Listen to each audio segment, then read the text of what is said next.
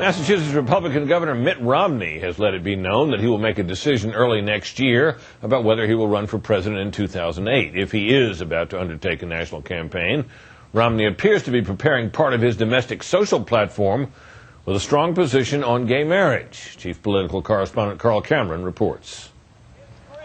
For Republican Massachusetts Governor Mitt Romney, a Mormon hoping to launch his presidential bid in January, undoing the Massachusetts Supreme Court 2004 decision legalizing gay marriage is becoming a signature issue for 2008. And this week we will file an action before the courts, calling upon the judiciary to protect the constitutional rights of our citizens to vote.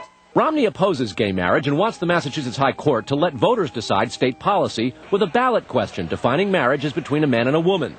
10 days ago, state lawmakers refused to approve the referendum. Romney is suing. I was struck by the irony and the hypocrisy.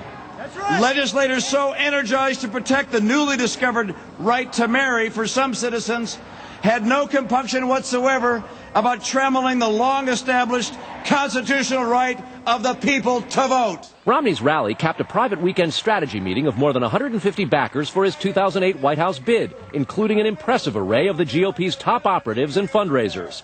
Alex Castellanos, one of the most sought-after GOP admin in the country, has signed on, along with influential GOP and Bush insider Barbara Comstock and Alex Gage, the Bush re-election's voter micro-targeting specialist. Romney's fundraising team features nearly 36 Bush pioneers and rangers who individually raised $100,000 and $200,000 in the last two presidential campaigns. This weekend, former House Speaker Newt Gingrich, who's eyeing a run himself, gave Romney a boost, suggesting the 2008 GOP field, including John McCain and Rudy Giuliani, so far lacks a true conservative. There is a yearning for a clearer voice of conservatism, and I think that Mitt Romney has an opportunity to fill that. Romney is known as smart, conservative, charismatic, and Mormon. A faith with a complex and controversial reputation, Romney has so far been reluctant to discuss. He has said, however, quote, "If you examine some of the history or practices or doctrines of a church, you'll scratch your head and say, boy, that sounds strange. And that's certainly going to be true in mine and any other." There are deep theological differences between evangelical Christians and Mormons.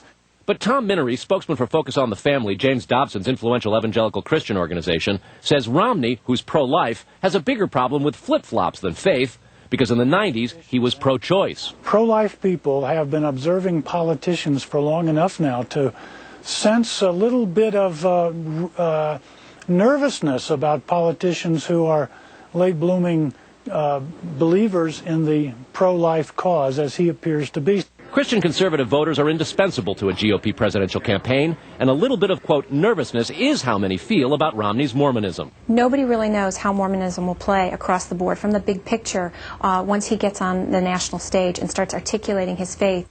So the question is, are Republicans ready for a Mormon from Massachusetts? Romney is poised to enter the race as a top-tier GOP candidate when his term as Massachusetts governor expires January 4th. In Washington, Carl Cameron, Fox News. And we'll talk about Mitt Romney further later on with our panel.